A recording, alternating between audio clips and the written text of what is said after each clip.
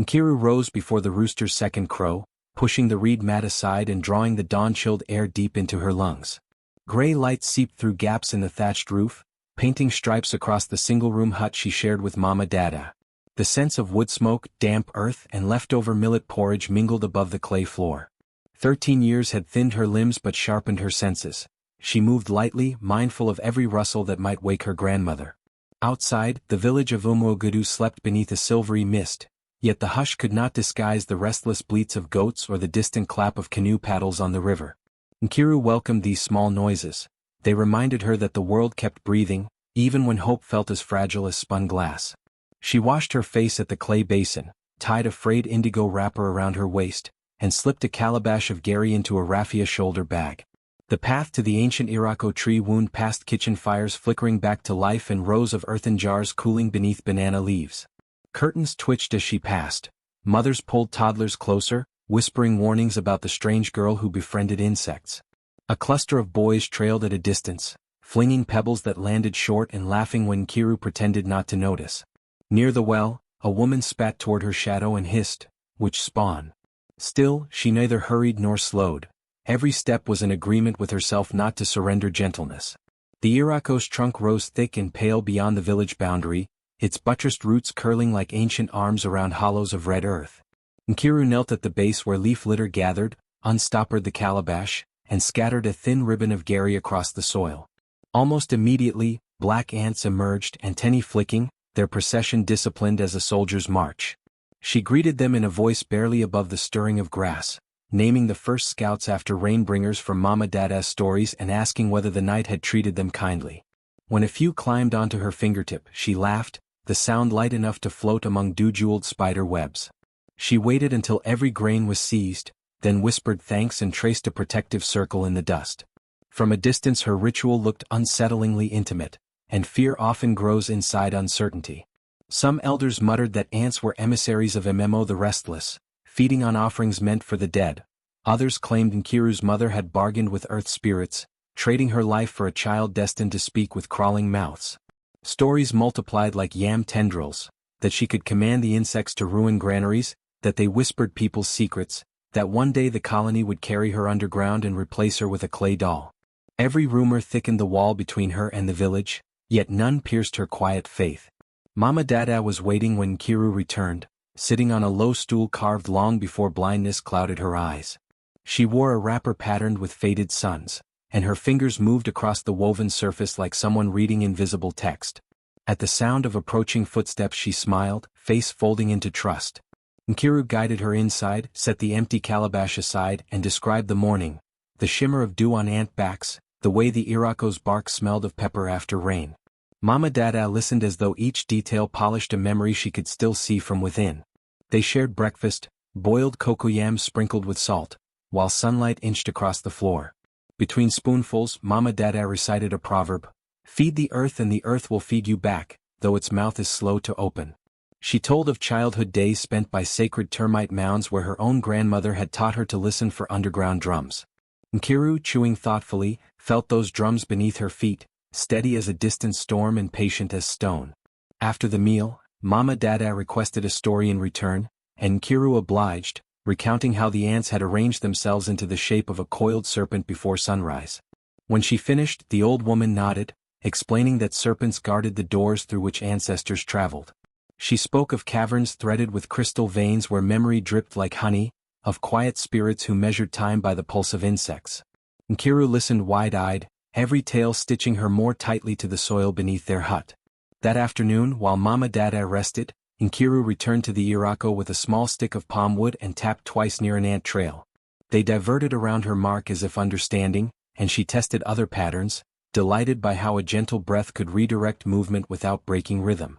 She felt as though invisible threads bound her heartbeat to theirs, weaving purpose through silence.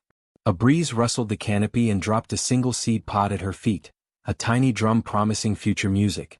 But suspicion is louder than wonder.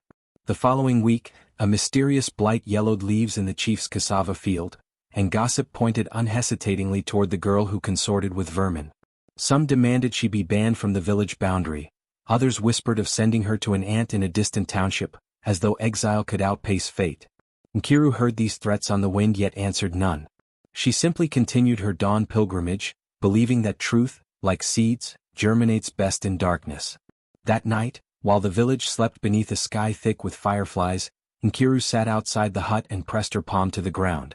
She felt the faint tremor of ant legs moving in their hidden corridors, a living map pulsing reassurance through her fingertips. She closed her eyes and imagined roots burrowing deeper each second, drinking secrets older than language. When she finally lay beside Mama Dada, she quietly whispered a promise to the unseen earth, that she would remain patient, because patience was another name for quiet, unbreakable strength forged in silence. Morning mist clung to raffia roofs as Nkiru slipped toward the Irako. The village's youngest already buzzed around the breadfruit tree, and when one spotted her bag, mischief sparked like flint against stone. They fell into a loose flock behind her. "Aunt Mother! Aunt Mother!" they sang, voices bold as goat bleats. F, with a proud slingshot at his belt, minced ahead and bowed in mock homage. "Your Majesty, the kingdom of crawlers awaits." Laughter rang. A girl pinched her nose as if Nkiru stank of damp anthill. Her pulse fluttered but her gaze stayed calm, like sky after rain. She let the smaller ones scuttle past and lifted a gentle hand as though the taunts were only wind. Their noise trailed her until boredom drew them to the creek. Mothers appeared in their place, headscarves bright, bangles clinking, mouths tight. "Munu, come here," a potter snapped, eyeing Nkiru. "Bad luck sits in that girl's shadow." A weaver balancing raffia bundles muttered that ants carried gossip from the underworld. Children must keep clear. Older boys polished these fears into rumors of swarms bursting from Nkiru's mouth, of crops wilting where she stepped. She kept walking, each footfall a quiet stitch in wounded soil. The Irako waited. Kneeling, she poured a ribbon of gari and greeted the ants. Black bodies surfaced, neat and shiny, peace settling over her like a bird's wing. Footsteps scraped behind her, brisk, entitled. Nkiru turned to see Madame Uju, the chief's wife, skirts gathered to dodge dust, gold beads clacking at her wrist. "So this is the witchcraft your mother left you," the woman said, scooping a palm-sized stone. "You feed devils while honest folk labor." Nkiru let silence answer, watching the ants tense as if thunder rumbled underground. Madame Uju hurled the stone. Nkiru shifted, it grazed her shoulder and smacked the Irako. The crowd that had trailed after the chief's wife gasped, fearful, eager. Nkiru bent, smoothed the disrupted trail and whispered, "One day they will know." Her words drifted upward like wood smoke. Laughter erupted, brittle as dry pods rattled in harmattan. Baba Chica, the palm wine tapper, heard the commotion from his tree. He descended, calabash sloshing at his hip. His skin was split cocoa bark, his eyes half-misted but keen. "When fools shout, ants still hear the earth," he said, tongue clicking softly. Madame Uju bristled. "Are you calling me fool, old drunk?" "I call anyone foolish who stones a child to silence the ground," he replied. "The earth keeps bruises in its ledger." He offered Nkiru his hand. She rose, brushed soil from her knees and bowed to the Irako. Around them whispers spread like puddles. Palm wine madness, witch child, bad omen. But no second stone flew. Baba Chica and Nkiru walked toward the palms. He poured her a sip of frothy wine, sweet, cloudy with possibility. "Keep listening," he murmured. "When the ground speaks, you'll be ready." The children's teasing swelled into a marching song. They stomped in circles, arms stiff like insect antennae, bare heels puffing dust. F barked mock orders, left, right, until the line collapsed in giggles. A younger boy tripped and scraped his knee. When Nkiru moved to help, the older ones yanked him away, warning that her touch would turn blood to black sugar that ants would drink. She drew back, heart fluttering, but her face stayed tranquil. At the well, two elders paused in hauling water. One tapped a gourd and muttered that game had fled the forest last new moon because the witch child had sent her crawling scouts. A fisherwoman insisted her infant's fever began the night she dreamed ants covering its eyes. Each tale stacked upon the last until the pile of suspicion cast a longer shadow than noon. When Madame Uju advanced, a curious cluster followed, eager to watch power confront mystery. Her bracelets chimed judgment with every stride. After the stone struck, the ants scattered then reformed. One climbed onto Nkiru's wrist and seemed to tap a silent code. A few onlookers crossed themselves, others shuffled backward. Yet Nkiru's composure absorbed the tension until embarrassment pricked those nearest. Baba Chica's arrival brought the sour-sweet scent of fresh palm sap. He walked with the easy balance of a man who trusted trees more than people. "Do you hear it?" he asked the crowd, cupping an ear toward the soil. The ground is speaking. Some scoffed, but quiet fell long enough for the soft rustle of ant legs to reach even skeptical ears. Madame Uju snapped her wrapper and stalked off, vowing to summon the council. Her gait, however, betrayed hesitation, as though a thread of doubt tugged each step. Baba Chica tore a strip from his cloth and bound Nkiru's shoulder, tucking crushed leaves beneath. Pain is a drum, he said. Let it teach rhythm, not command it. That evening Nkiru watched fireflies quilt the yam patch. The bruise throbbed, but each pulse reminded her she was listening. She whispered to the hidden earth that she would answer stones with patience until stones themselves learned patience from her. And so the twilight closed on a promise shared. The stretch of earth around the old Irako seemed to sigh beneath the sun, its surface crusted with salt-white dust that repelled even weeds. Beyond its border, cassava leaves shimmered like greenfish scales, yam vines wound lazily around stakes, and maize rose in soldierly rows, but within the tree's shadow nothing took root. Rainwater drained away as if swallowed by a hidden throat. What little remained left a thin, bitter film that cracked overnight into scales resembling parched skin. Children dared each other to sprint across the patch after dusk. Sprinting on tiptoe, breath held, certain a skeletal hand would break through and seize an ankle.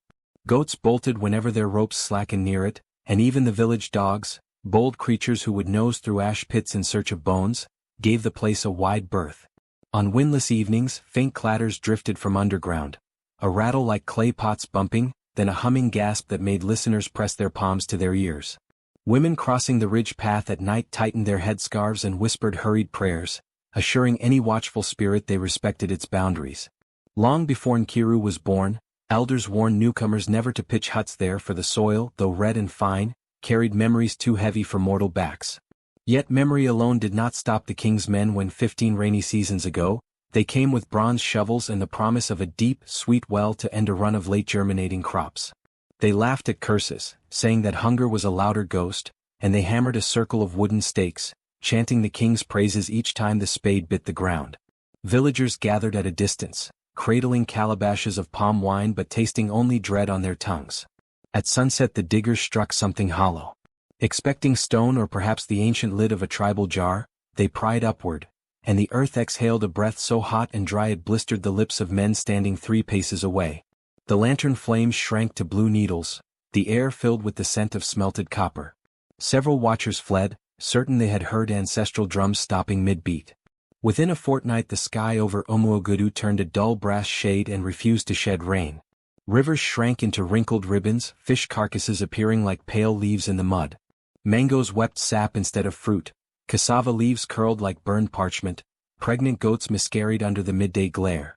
People whispered that the well hole had unlatched a secret door through which parched spirits had slipped, drinking clouds before they reached the fields. Fever soon followed thirst. Children erupted in rashes that glowed red against their fever sheen, and elders' joints locked rigid as termite-eaten knobs of wood. By the moon's second waning, 5 households had buried loved ones beneath hastily plaited mats. The chief sent runners to distant shrines, bearing kola nut and pleading for insight, but oracles returned the same verdict. The land's hunger had been awakened.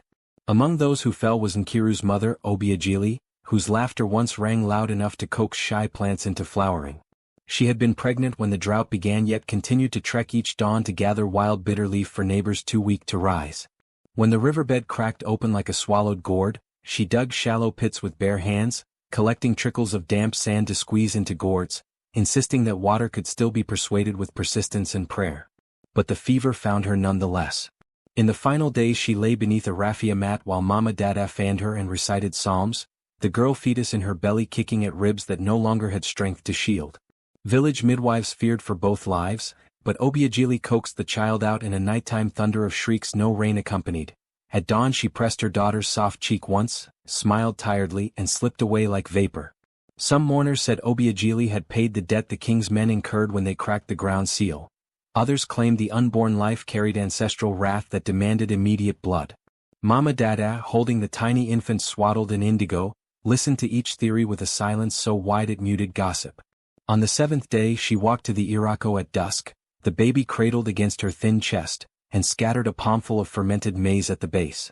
Ants surfaced in disciplined spirals, and the old woman knelt despite aching knees. "Spirits hunger like us," she murmured. "We feed them and they feed back mercy. From that evening forward she brought offerings daily, first on trembling legs, later guided by the growing child who would learn to imitate her devotion with even greater tenderness. Years blurred the edges of the drought's cruelty, but the bald patch remained proof.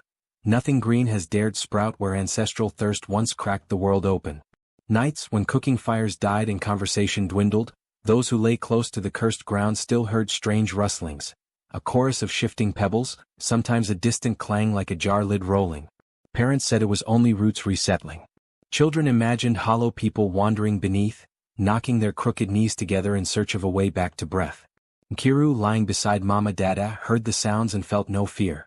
Instead, she pictured an enormous stomach beneath the village, rumbling softly, waiting for offerings delivered with love rather than intrusion. Each dawn she rose before light, filled a calabash with dry gari, and journeyed through dew toward the Irako, aware that every whisper behind her back, every pebble flicked at her ankle, was lighter than the debt still owed below. On one Harmattan morning, after a particularly restless night of subterranean clanging, Mama Dada, her milky eyes turned to the doorway, spoke with a clarity that made the bamboo walls tighten. "Promise me you will never let that place starve again," she said. Nkiru pressed the woman's weathered hand to her forehead and sealed the vow with tears that tasted of iron. To leave the land unfed would be to reopen the wound, an insult to her mother, whose bones rested somewhere within the cracked earth, and to all others laid in graves shallow from dryness. So the girl accepted her role as bridge between appetites, the living who hungered for harvests and the unseen who hungered for remembrance. In feeding ants, those tiny archivists of soil history, she believed she was sliding morsels down into unseen mouths, soothing centuries-old pangs. Now, whenever lanterns flicker at the margin between dream and waking, Nkiru feels the hush of many eyes below, watching through seams in the clay. She knows the village calls the clearing cursed, but to her it is a breathing altar. In morning haze she kneels where roots once burned, scatters each grain like a bead in rosary sequence, and hears the steady click of mandibles replying, "We receive, we remember, we guard." The land no one wants has taken her in, claimed her as a tender of balances others are too fearful to touch. And in that adoption she carries a heritage older than the drought, older perhaps than the Irako itself. A pact written in dust, sustained by the smallest mouths, awaiting the moment the wider world will finally understand its golden cost. Sleep came that night like a curtain drawn by unseen hands, closing out the rust-red moon and the chirp of frogs, and Nkiru sank so quickly that the boundary between breathing and dreaming felt as thin as palm wine froth. Darkness brightened from within, as if lit by daylight rising under her eyelids, and she found herself standing before the Irako in air that shimmered as though every dust mote were a tiny mirror. The earth at her feet was smooth and damp, free of the cracks she knew in waking life. Then, one by one, ants climbed from invisible doors, each carrying a single grain that glowed faintly, no bigger than a sand crystal yet gilded like beaten coin. They laid the grains in deliberate arcs, returning for more, and soon lines curving outward appeared. First uncertain, then undeniably a path, snaking away from the tree into a clearing washed with pale gold light. Compelled, Nkiru stepped onto the luminous track, feeling neither heat nor chill beneath her soles, only a hum like a distant lullaby settling in her bones. The path widened into a spiral, and at its heart rose a mound the exact shape of Mama Dada's talking drum. Round-bellied, tapering slightly toward the base, its surface mottled like old bronze. As she approached, the ants ascended the mound's flanks in swirling ribbons, disappearing through a slit at the top where a drum would have its white goatskin. A windless hush wrapped the place, and yet the mound pulsed as though a colossal, patient heart beat inside.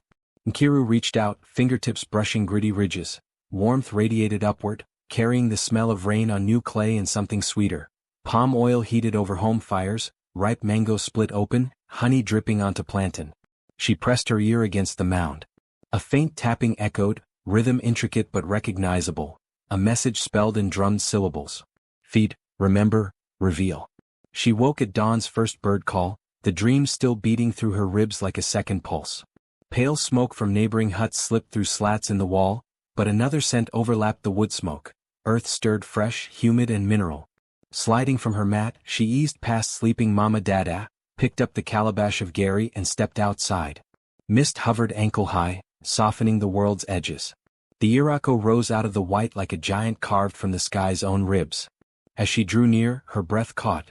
There, in the powdery dirt, lay a meandering line of golden grains exactly as in the dream. They shone less fiercely in morning gray yet unmistakably traced a winding route that led to a slight bulge in the earth, a mound so ordinary in daylight anyone else would see only another termite heap. But Nkiru knew the drum's shape intimately now, it seemed to breathe beneath its crust of dust. She knelt and gathered a fallen palm frond, its tip tapered like a feather. Using its edge, she brushed the surface of the mound with the care of someone cleaning a newborn's fontanelle. Each stroke loosened fine soil that puffed into the air and drifted away. Tiny ants surfaced, fussing, but as soon as they recognized her scent they parted like respectful guards. Beneath the first layer, the soil darkened, became almost red-black, flecked with mica glints. She stopped when Mama Bird calls rang across the clearing, lest she draw attention, smoothed the spot, and laid fresh Gary elsewhere for the ants. That evening, after supper of roasted cocoyam, she returned with the same palm frond hidden in her wrapper. By then the sky had drained to cobalt, and Luna moths fluttered like pale embers. She resumed sweeping, measuring breaths to the strokes.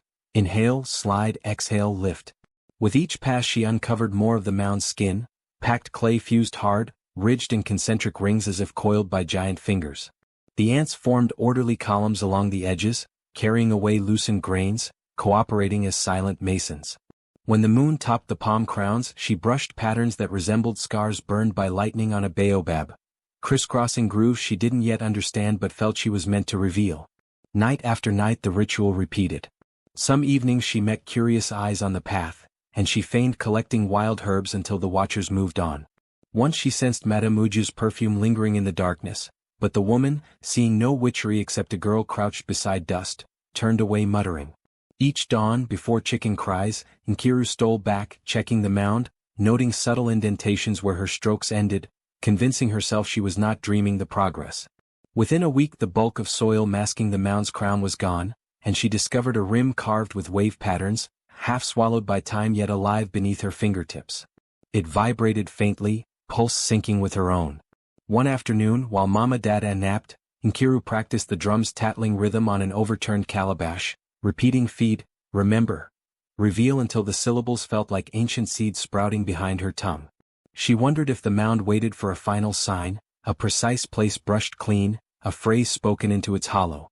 But she kept silent, trusting patience, treating every new sweep of the palm frond as devotion, every dust plume as incense for unseen listeners. The ants bore witness, their legions reflecting sunlit sparkles when twilight struck their backs, forming letters she sensed rather than saw. Slowly a conviction hardened in her chest. Whatever lay beneath was not meant for thieves nor kings but for those who could translate silence into care. And so, guided by dream's echo and daylight traces, she continued, stroke after careful stroke, until the mound itself seemed to lean toward her, waiting for the last veil to lift. The market smelled of fish guts, smoked pepper, and unwashed feet. It buzzed with the voices of traders singing out their prices and customers haggling like their souls depended on each cowrie saved. Mothers balanced basins of ripe plantains on their heads, shouting at children to stay close. Cloths flapped in the wind, bright with sun-drenched colors, ochre, indigo, red like fresh palm oil. In this riot of movement and noise, Nkiru walked quietly, weaving between baskets and mat stalls, holding her calabash of Gary like something sacred. She had only come to trade a few wild leaves and fetch groundnut oil Mama Dada needed, but she never went anywhere without feeding the ants first. Even today, with fewer grains than usual, she'd set aside some in a folded leaf. The calabash sat carefully balanced in her arms, hugged against her chest like a child. The same boy who called her Aunt Mother in cruel sing-song, spotted her near the onion sellers. His eyes lit up, not with kindness but with that glint boys get when cruelty tastes sweet on the tongue. He stepped into her path just as she turned, shoulder lowered, body braced like a young bull. Her hip bumped his side, and the calabash flew from her arms. It struck the dusty ground with a hollow crack, sending white Gary spiraling across the earth. It scattered like startled birds, a soft hiss as it touched soil, and before she could even gasp, ants were already converging from nearby walls and cracks, drawn as if summoned by grief. Nkiru dropped to her knees, trembling hands reaching toward the dust. She tried to scoop up what hadn't mixed with dirt, but her fingers only smeared dry powder into finer ash. Her lips parted but no sound came, not even protest, not even a cry for help. Only her eyes betrayed her. Not for herself. Not because her food was gone. But because she had nothing left to offer the ants. A woman near the tomato pile barked a laugh and slapped her thigh. "See this girl? crying over ants. That's when even your bones are thin from hunger. Others joined in, more amused by the spectacle than by any sense of justice. She feeds insects like they're kings, someone called. Maybe next she'll marry one. More laughter. Nkiru remained crouched, fingers in the dirt. A few ants crawled onto her hand, legs brushing like apologies. She watched as they swarmed what little remained, carrying grains 10 times their size. She whispered almost inaudibly, "I'm sorry. I'll bring more tomorrow." The sound of a splatter broke her trance. A rotten mango, soft and overripe, exploded on her back. The pulp oozed into her wrapper, smelling of sour sugar and flies. She turned her head slowly to find its source. Obinna, the chief's son, stood with his arms folded, grinning like a man who'd won a prize. "You missed a spot," he said, tossing another spoiled fruit into the air and catching it lazily. Laughter burst from the crowd like floodwater released from a dam. Market women, young men, children, they all joined in. The girl who fed ants, now smeared with fruit and shame. Their mockery rose above the cries of hawkers and clucking chickens. Nkiru stood slowly. Her face held no anger, no embarrassment, only silence, a silence so firm it began to unsettle even those who laughed. Her dress clung wetly to her back. Bits of mango skin slipped from her elbow. She turned to go, but then a steady voice, dry and cracked like an old tree's bark, cut through the noise. "Enough." Baba Chica stood leaning on his walking stick near a pyramid of yams. His voice was not loud, but it did not need to be. It held the weight of many years and something more, disappointment. A disappointment too heavy to ignore. The laughter faltered. Obinna rolled his eyes and looked away. Baba Chica stepped forward and touched Nkiru's shoulder. "Come, my child." She obeyed without a word. The crowd parted. Some coughed awkwardly. Others muttered. No one offered help. As they walked, the old man kept a gentle hand on her back, guiding her away from the jeers and rotten fruit. His silence was not angry but patient, like rain before it falls. When they reached the bend near the river path, where the market's noise faded into leaf rustle and bird calls, Baba Chica stopped. He reached into the small raffia pouch tied at his hip and pulled out a handful of dry gari. "Here," he said. "I always keep some for when the journey takes longer than expected." Nkiru looked up, startled. "I've seen what you do," he continued. "The others see only ants. I see the hands beneath the earth you're feeding." He placed the gari in her palm, careful not to spill a grain. "Don't stop, Nkiru. Let them laugh. Let them throw what they want. The ants remember." She blinked hard, her eyes stinging more than from the mango juice. Then she nodded, clutching the gari like it was spun gold. Together they walked down the slope toward the Irako, the shadows long and low, and Nkiru could already feel the soft vibration in the ground, a gentle welcome from the only witnesses who had never turned away. After midnight the storm crashed over Omuogudu, rain spearing corrugated roofs, wind yanking palm fronds, thunder pounding. Firelight snuffed in gusts and lightning flashed repeatedly, strobing the clearing, Irako trunk silver, mound glistening, then darkness again until shapes imprinted behind eyelids. Inside the hut Nkiru lay curled beside Mama Dada, counting between glare and roar, feeling the pulses pass through floor, through ribs, through the pregnant silence beneath the village. She whispered thanks when the squall at last rolled away, leaving the night wet and waiting. When the sky finally exhausted itself, a pressing hush settled, a deafening quiet after so much violence. No frogs croaked, no chickens fussed. Then came a faint, coordinated rustle, purposeful as poured millet. Nkiru's eyes snapped open. She slipped outside, barefoot into mud cooled by the downpour. Dawn was distant, clouds hung low, air dark. Yet a ribbon of ants, twin files glossy with moisture, streamed down the path. Their numbers multiplied at every junction, as though the night had opened hidden doors. Drawn as surely as by drumbeats, she followed, heart pounding. As the ants advanced, people emerged with lanterns to survey storm damage. They froze at the sight, rivers of insects heading like pilgrims toward the Irako, then fanning into perfect circles round the mound. Children hooped, then clapped hands over mouths. A potter crossed herself, whispering that Judgment Day wore 6 legs. Another villager dropped to his knees, convinced the ancestors had chosen new messengers. Awe and terror braided every face. By the time first light bled peach above the palms, a crowd ringed the clearing. Mothers tightened wrappers, afraid yet unable to look away. Young men hefted machetes, unsure what enemy could be cut. The hush reminded Nkiru of the moment between inhaling and song, when anything might happen. For once no one called her Aunt Mother.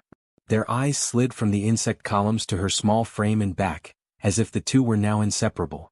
Baba Chica arrived, breath puffing, sandals splashing puddles. He carried no gourds today, his crooked walking stick. You mocked what you didn't understand, he told the elders, voice calm as seasoned palm wine. Listen now. His words trembled the silence more than thunder had. The ants obeyed some unheard command. Their twin currents fused into an arrow aimed at the mound's eastern flank. Then they opened a neat oval of bare ground in the ring, as though rolling back a red carpet for one actor. Every gaze swung to Nkiru.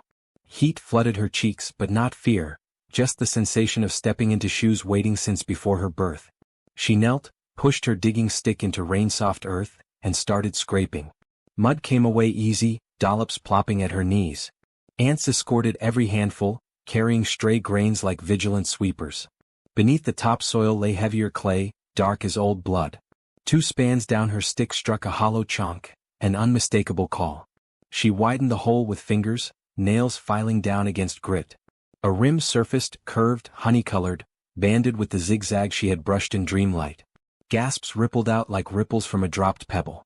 Menkidi crouched, beard dripping. He pressed a trembling palm on the rim and whispered, "Not ordinary." Adama traced a spiral with a dye-stained fingertip. Her shoulders lifted as if the jar breathed warm air through her skin. Obinna, the chief's son, hovered, face pale, rotten fruit arrogance washed clean. Baba Chica lifted his stick. "Wooden blades," he ordered. Young men fetched broad Irako shovels. Women arrived with gourds to bale sludge. They worked under Nkiru's quiet direction, clearing soil a thumb width at a time.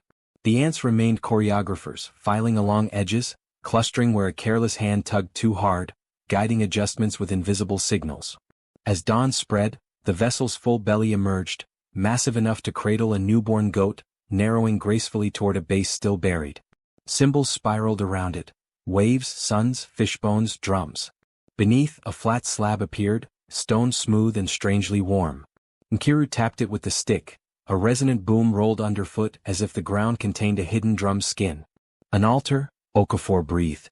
"Or a doorway," Baba Chica corrected, eyes shining. They cleared another layer. The ants arranged into chevrons on the slab, antennae quivering in the new breeze. Nkiru dabbed mud from her brow and listened. From below came 3 soft knocks, pause, 3 more, the rhythm she had practiced on a calabash alone. Her stomach tightened, she pressed her palm to the jar. A thrumming answered, sinking with her pulse until she couldn't separate hers from its. "This is the reason they marched," she said.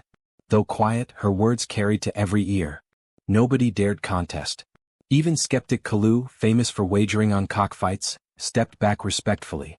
She examined the mouth, sealed by black resin, smooth flush with the rim but marked by a hairline seam. She pressed with her stick, the seal flexed yet held. Not brute force she sensed, but timing would open it. She eased back. "The sun must climb higher," she declared. The ants withdrew a pace, satisfied. Baba Chica agreed. "When its light falls here," he marked a streak on the mound, "we will invite what sleeps to speak." Menkidi posted guards with wooden staffs. Adama laid a mat for kola nuts and palm wine. Children gathered flowers too odd to tease. Around them the forest exhaled steam as sunlight reached wet leaves. The mound, jar, and slab seemed to glow from within, and the ants' carapaces caught copper highlights. It felt like standing on the lip of a great story. Nkiru rinsed her hands in a puddle, mud swirling like old secrets. A hush wrapped the clearing, the kind before musicians raised their drums. Whatever waited under stone might change fortunes or shatter them, but she felt ready. The ants had marched, the earth had spoken, and for the first time the village was willing to listen. Ashchagpt. The sun crept higher, its rays cutting through the palm canopy like spears of molten brass. Morning mist lifted slowly from the village clearing, revealing the mound, the stone slab, and the swelling crowd. News of the ants' march had raced ahead of daylight, reaching every ear in Omuogudu and beyond. Traders paused at stalls, children abandoned games, and even the chief, once dismissive of the girl who spoke to insects, now stood with furrowed brow and clasped hands, his ceremonial staff buried halfway into the earth in disbelief.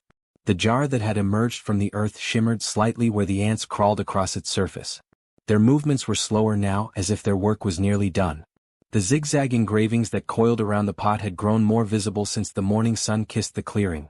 A series of wave patterns, rising suns, crossed spears, and drums inlaid with faint golden dust that had survived 2 centuries underground. A pair of elderly men from the neighboring clan of Umuinu were summoned, both old enough to recall fragments of forgotten symbols passed down in secret chants. One of them gasped when he traced a curled spiral near the jar's base. "This," he whispered, "is not ordinary treasure. This is royal blood secret." More people arrived, crowding the rim of the circle with cautious reverence. Some held leaves over their heads as makeshift fans. Others crossed themselves or clasped prayer beads. The village's Babalawo approached slowly, his cowries rattling with each step. He peered at the sealed jar, then at Nkiru. "This is the kind of dream only the land itself can birth," he murmured. Baba Chika, standing beside Nkiru, gave a single nod. She did not chase it. She listened. The elders resumed their careful work, brushing away soil, each movement slow and deliberate as though the mound might breathe. With long wooden tools and bare fingers, they exposed the full shape of the jar's resting place. Beneath it, resting flush against the slab, was a circular groove lined with flat stones, likely meant to hold the pot in place. One elder muttered, "Like a cradle." When at last the entire vessel stood free, the gathered crowd held its breath. The seal at its mouth remained unbroken, hardened black resin that glinted oddly in sunlight. Its center had a tiny depression, a fingerprint-sized hollow, perfectly round. The chief stepped forward, flanked by his guards and his wife, Madame Uju, whose eyes refused to meet Nkiru's. In the silence, the chief bent low and inspected the jar. He touched the golden symbols with the back of his hand, his jaw trembling. These are from Queen Amaka's line." Gasps erupted. Queen Amaka's name was not spoken lightly. She had ruled the land 200 years ago, before the foreign missionaries, before borders, when clan queens walked barefoot into battle, led processions through forests, and sat beneath trees to decide the fate of kingdoms. She was believed to have vanished with her treasure during the last interclan war. Stories said she buried her wealth somewhere sacred, where only the spirits would remember. The Babalawo stepped forward and chanted in a language none of the young ones understood. He took a warm kola nut, split it, and placed it into the tiny depression. The earth hushed. The seal cracked with a soft, almost respectful sound. A thin wisp of aged perfume rose from the opening, spiced and musky as if the past had been preserved in a sealed gourd. Ants scurried aside, their work complete. The elders clustered around the jar and lifted the heavy lid. It groaned slightly, then gave way. What lay inside stunned even the most seasoned among them. Wrapped in what appeared to be dried, preserved animal skin was a cache of gold nuggets, irregular and gleaming, each the size of a cowrie shell or larger. Nestled among them were beads carved from ivory and agate, strung in intricate patterns that suggested rank and ritual. Pieces of a broken crown, still glinting with embedded gemstones, lay tucked beneath the layers. A scroll, so delicate it was kept sealed in oilskin, bore a mark, a rising sun between two drums, the royal seal of Queen Amaka. The Babalawo stepped back. "This," he whispered, "is not just treasure. This is inheritance." One of the Umuinu elders began to cry. Another dropped to his knees. People gasped, some covering their mouths. Others followed suit, kneeling, bowing as if the earth itself had spoken in undeniable voice. And standing quietly beside the pot, barefoot in damp soil, was Nkiru. The chief turned to her, face torn between awe and shame. You were chosen." Nkiru said nothing. She only looked at the ants, who now lined the base of the drum-shaped mound in neat ranks, their antennae raised like flagpoles in salute. They had never led her astray. Baba Chika cleared his throat. When everyone else called her mad, she listened. When you threw stones, she fed. When the land remembered its queen, it remembered her. The villagers stared at the girl they had mocked, the girl they had laughed at in the marketplace, chased from the path, branded as cursed. No one laughed now. Some mothers held their children tighter. A few older women began softly chanting songs of apology. Obinna, the chief's son, stood to the side, mouth slightly open, the echo of his past years crumbling inside him like termite-eaten wood. Madame Uju turned away. The chief removed a single bead from the pot and held it aloft. "This village owes its legacy to the one we nearly cast out." Nkiru finally spoke, her voice steady. "The ants did not bring this for me. They brought it for those who remember how to listen." That night, Umuogudu lit no fire of celebration. Instead, they kept a quiet vigil by the tree, a ring of lamps surrounding the jar like guardians. Nkiru sat at the center, Mama Dada beside her, holding her hand. The ants remained until morning, still and still watching. And by sunrise, some swore the ground beneath the mound no longer pulsed with hunger, but hummed softly with contentment, as if the land itself had been fed. Asked ChatGPT.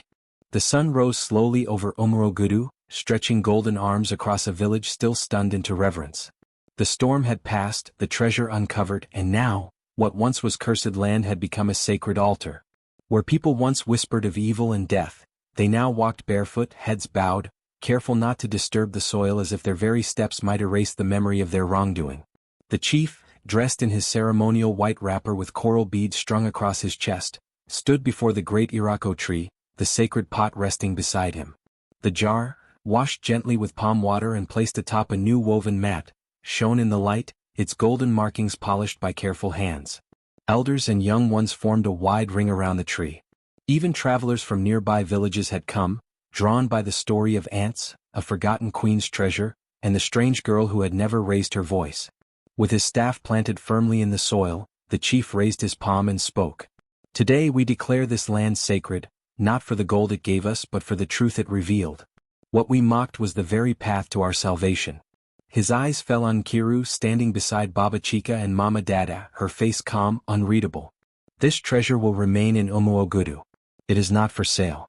It is part of our heritage. And its guardian, he paused, has always been among us. The villagers murmured. Some nodded solemnly. Others wiped their eyes.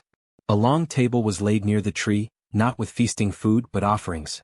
Calabashes of yam, groundnuts, dried fish, and carved wooden drums arranged like symbols of gratitude. Children carried flower garlands made from bougainvillea and hibiscus. The old Babalawo, trembling slightly, blessed the ground with white chalk, circling the drum-shaped mound 3 times. Then the chief raised a hand. Let her speak. A hush rippled outward. Nkiru, now wrapped in a clean blue wrapper, stepped forward.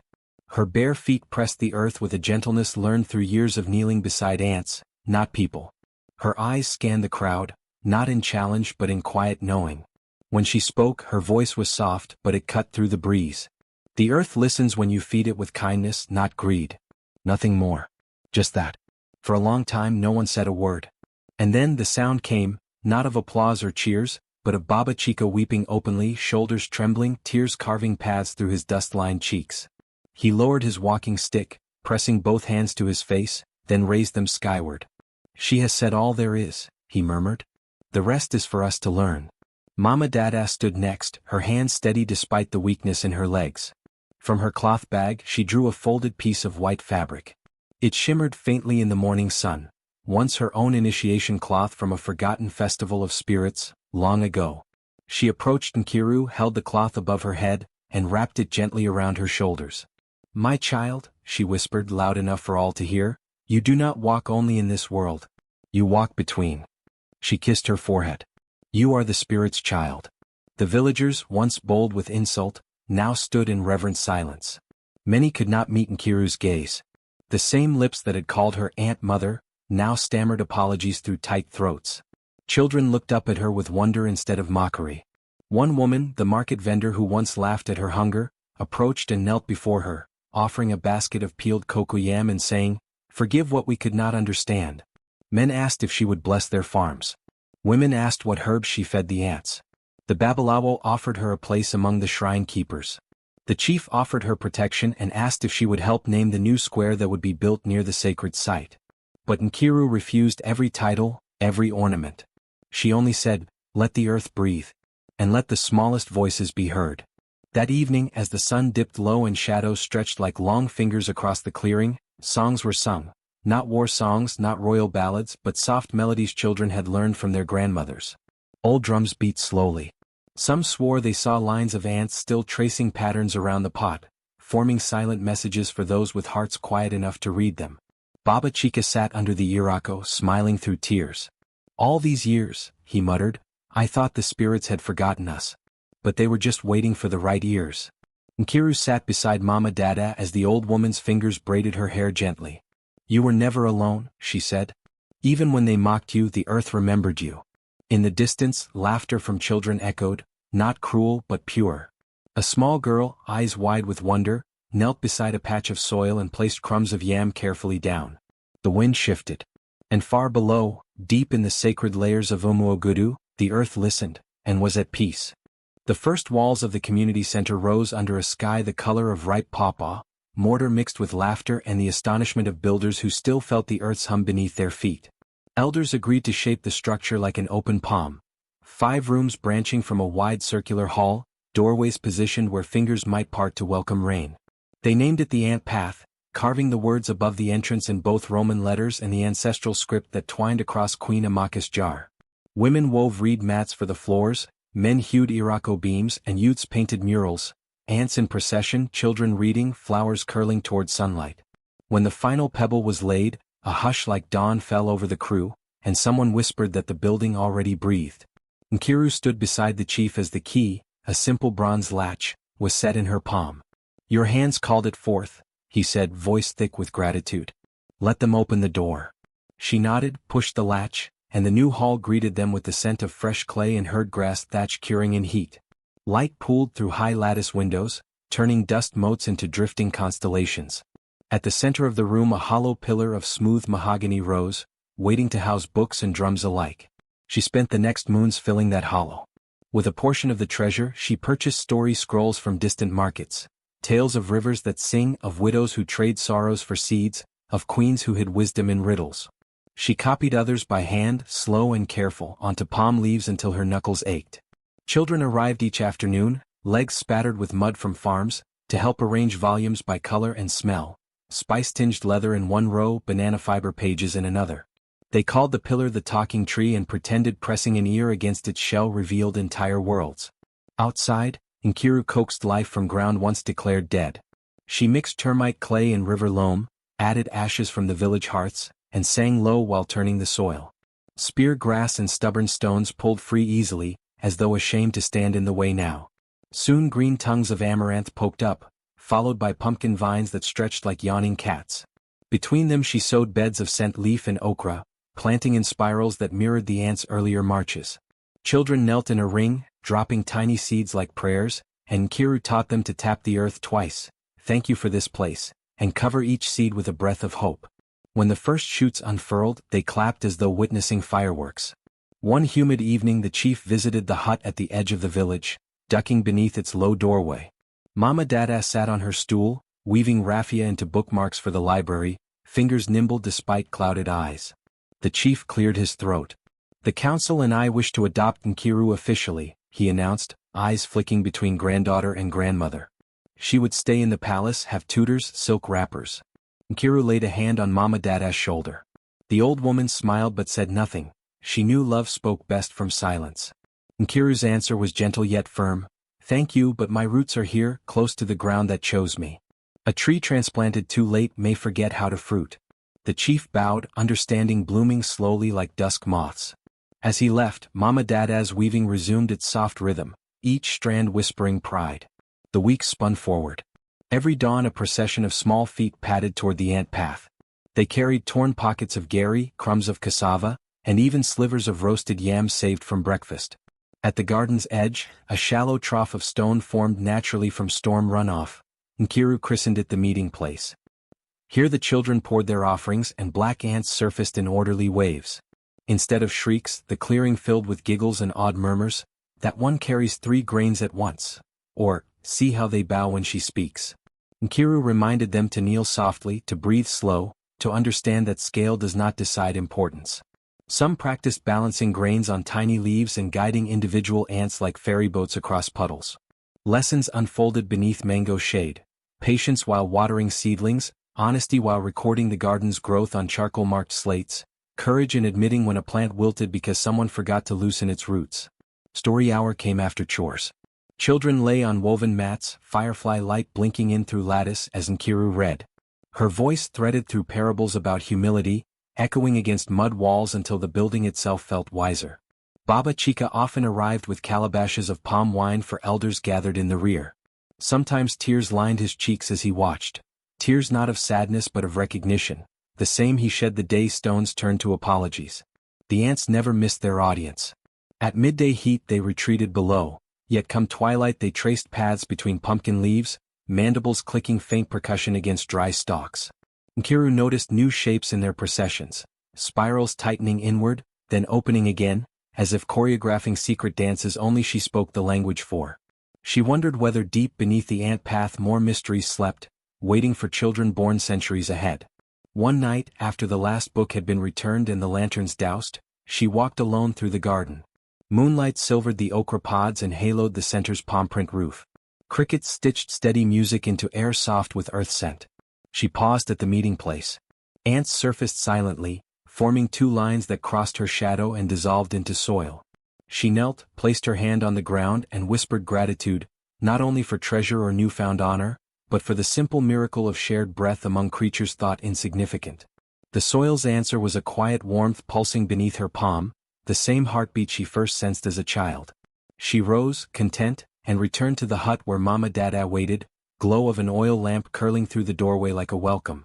Behind her, the ant path stood solid, lights dimmed yet humming softly, a home stitched for stories and seeds and every forgotten soul who would one day walk its thresholds, carrying gifts too small for greedy eyes but large enough to move the listening earth. Years passed quietly in Umuogudu, like a river that deepens without fanfare. Seasons turned the garden outside the ant path into a lush mosaic of color. Yams curled beneath the soil like sleeping calves, scent leaf spread in thick green carpets, and sunflowers rose tall as small trees. The building itself aged like fine wood, its beams darkening with time, its walls layered with laughter, music, chalk dust, and the careful footsteps of generations who no longer mocked what they didn't understand.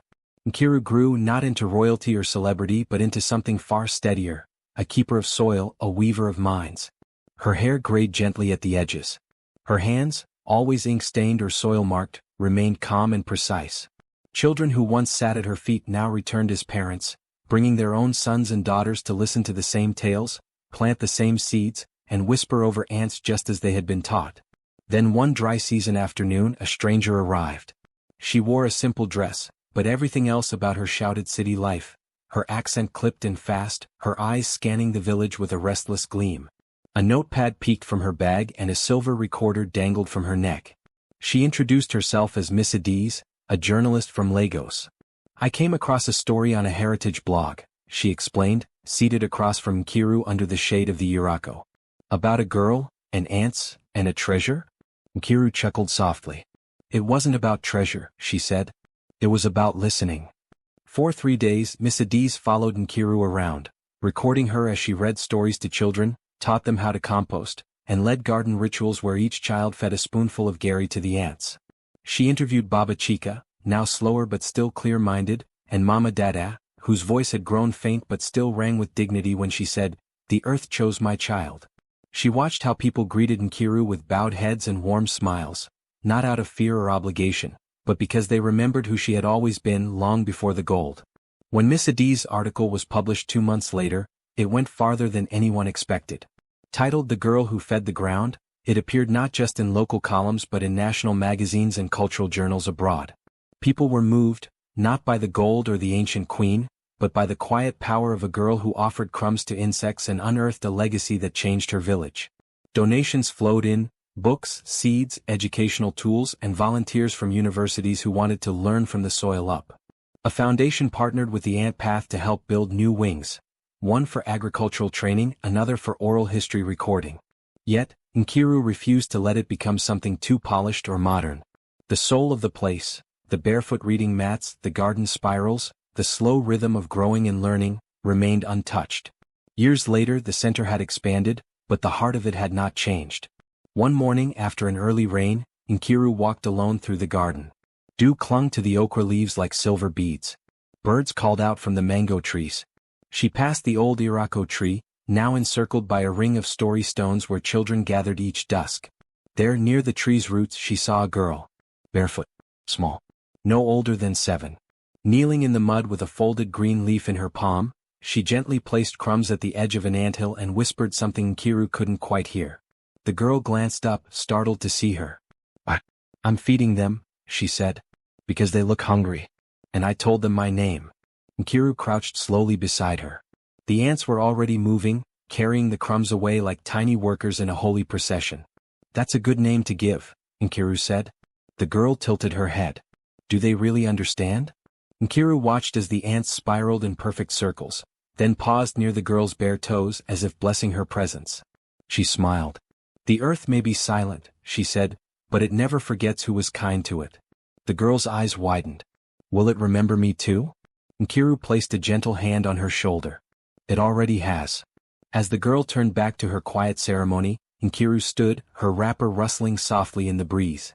From the far end of the garden, the wind carried the sound of children laughing, the rhythmic beat of drums from the practice hall, and the faint hum of life unfolding exactly as it was meant to.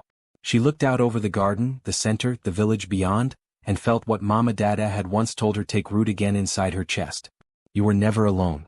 And now, she knew, neither would the earth ever be.